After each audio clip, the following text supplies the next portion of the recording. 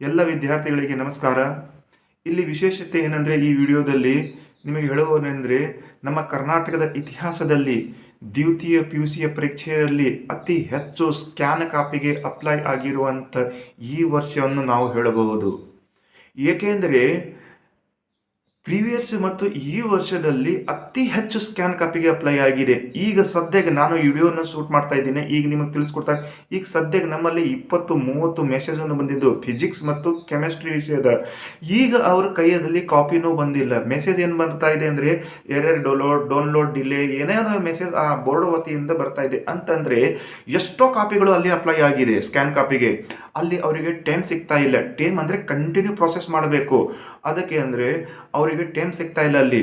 ಅದಕ್ಕೆ ಆ ವಿದ್ಯಾರ್ಥಿಗಳಿಗೆ ಅಪ್ಲೈ ಮಾಡಿರುವ ವಿದ್ಯಾರ್ಥಿಗಳಿಗೆ ಇನ್ನೂ ಸ್ಕ್ಯಾನ್ ಕಾಪಿ ಬಂದಿಲ್ಲ.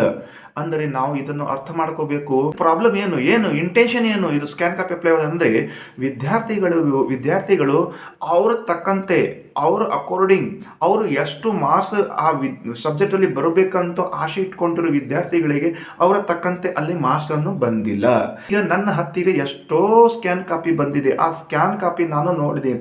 ಆ ನೋಡಿದ ತಕ್ಷಣ ನನಗೆ ಗೊತ್ತಾಗಿದೆ ಎಷ್ಟೋ ವಿದ್ಯಾರ್ಥಿಗಳಿಗೆ ಮಾರ್ಕ್ಸ್ ಬರಬೇಕು, ಅವ್ರು ಎಕ್ಸಾಕ್ಟ್ ಆಗಿ ಕರೆಕ್ಟಾಗಿ ಬರೆದಿದ್ದಾರೆ, ಅಲ್ಲಿ ಅವರಿಗೆ ಮಾರ್ಕ್ಸ್ ಕೊಟ್ಟಿಲ್ಲ. ಅಂದರೆ ಕೆಲವು ವಿದ್ಯಾರ್ಥಿಗಳು ಪ್ರತಿಯೊಂದು ಸಬ್ಜೆಕ್ಟದಲ್ಲಿ ಔಟ್ ಆಫ್ ತಗೊಂಡಿದ್ದಾರೆ. ಮತ್ತು ಫಿಸಿಕ್ಸ್ ಕೆಮಿಸ್ಟ್ರಿ ಆಗಲಿ ಅಲ್ಲಿ 68, 65, 69 ಬರ್ತಾರೆ. ಅಂದರೆ ಅವರು ಆನ್ಸರ್ ಕಾಪಿಯನ್ನು ನೋಡಿದ ತಕ್ಷಣ ಗೊತ್ತಾಗುತ್ತದೆ ಅವರಿಗೆ ಔಟ್ ಆಫ್ ಬರಲೇಬೇಕು. ಇಷ್ಟು ಜಸ್ಟ್ ಅನ್ಯಾಯ. ಮತ್ತು ಕೆಲವು ವಿದ್ಯಾರ್ಥಿಗಳಿಗೆ ಪ್ರತಿಯೊಂದು ವಿಷಯದಲ್ಲಿ ಔಟ್ ಆಫ್ ಇದೆ ಮತ್ತು ಕೆಲವು ಸಬ್ಜೆಕ್ಟ್ಗಳಲ್ಲಿ 80 ಮಾರ್ಕ್ಸ್ 85 ಮಾರ್ಕ್ಸ್ ಅಲ್ಲಿ ಸ್ಕ್ಯಾನ್ ಕಾಪಿ ಬಂದಿದೆ. ಆ ಸ್ಕ್ಯಾನ್ ಕಾಪಿ ಬಂದ ತಕ್ಷಣ ನಾವು ನೋಡಿದ್ದೇವೆ, ಎಲ್ಲರೂ ನಾನು ನೋಡಿದ್ದೇವೆ. ನಮ್ಮ ಇಲ್ಲಿರೋದೆಲ್ಲ ಲೆಕ್ಚರರ್ ಫಿಸಿಕ್ಸ್ ಕೆಮಿಸ್ಟ್ರಿ ಬಯೋ ಎಲ್ಲ ಲೆಕ್ಚರರ್ ನಾವು ನೋಡಿದ್ದೇವೆ. ಆ ಕಾಪಿಗಳನ್ನು ಆ ವಿದ್ಯಾರ್ಥಿಗಳಿಗೆ ನ್ಯಾಯ ಸಿಗಬೇಕು. ನಾನು 100% ಕಾನ್ಫಿಡೆಂಟ್ ನಮಗಿದೆ. ಆ ವಿದ್ಯಾರ್ಥಿ ನಾವು ಹೇಳಿದ್ದೇವೆ ರಿವ್ಯಾಲ್ಯೂಷನ್ ಹಾಕಿ ನಿಮಗೆ ಔಟ್ ಆಫ್ ಮಾರ್ಕ್ಸ್ ಬರ್ತದೆ. ಇಷ್ಟು ಅನ್ಯಾಯ ಏಕೆ ವಿದ್ಯಾರ್ಥಿಗಳಿಗೆ? ಈ ವರ್ಷ ವಿದ್ಯಾರ್ಥಿಗಳ ಮೇಲೆ ಅನ್ಯಾಯ ಆಗಿದೆ ಅಂತ ಎಲ್ಲರಿಗೆ ಗೊತ್ತಾಗಿದೆ. ಅದಕ್ಕೆ ಎಲ್ಲ ಅತಿ ಹೆಚ್ಚು ಸ್ಕ್ಯಾನ್ ಕಾಪಿಗೆ ಅಪ್ಲೈ ಮಾಡ್ತಾ ಇದ್ದಾರೆ ವಿದ್ಯಾರ್ಥಿಗಳು. ಅಂದರೆ ವಿದ್ಯಾರ್ಥಿಗಳಿಗೆ ಈಗ ನೋಡ್ರಿ, ವಿದ್ಯಾರ್ಥಿಗಳಿಗೆ 530 ರೂಪೀಸ್ ತೊಟ್ಟು ಅವರು ಸ್ಕ್ಯಾನ್ ಕಾಪಿ ಪಡಿಬೇಕು ಮತ್ತು 1620 ರೂಪಾಯಿ ಪಡೆದು ಅವರು ರಿವ್ಯಾಲ್ಯೂಷನ್ ಹಾಕಬೇಕು.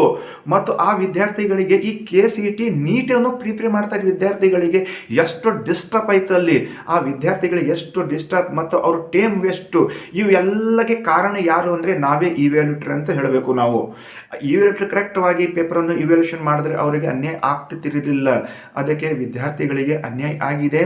ಇದು ನಮ್ಮ ಕರ್ನಾಟಕ ಇತಿಹಾಸದಲ್ಲಿ ಸೆಕೆಂಡ್ PUCದಲ್ಲಿ ಎಲ್ಲಕ್ಕಿಂತ ಅತಿ ಹೆಚ್ಚು ಸ್ಕ್ಯಾನ್ ಕಾಪಿ ಅಪ್ಲೈ ಮಾಡಿದ ಈ ವರ್ಷ ಎಂದು ನನ್ನ ಪ್ರಕಾರ ಈ ವರ್ಷದಿಂದ ನಾನು ಹೇಳ್ತಾ ಇದ್ದೇನೆ.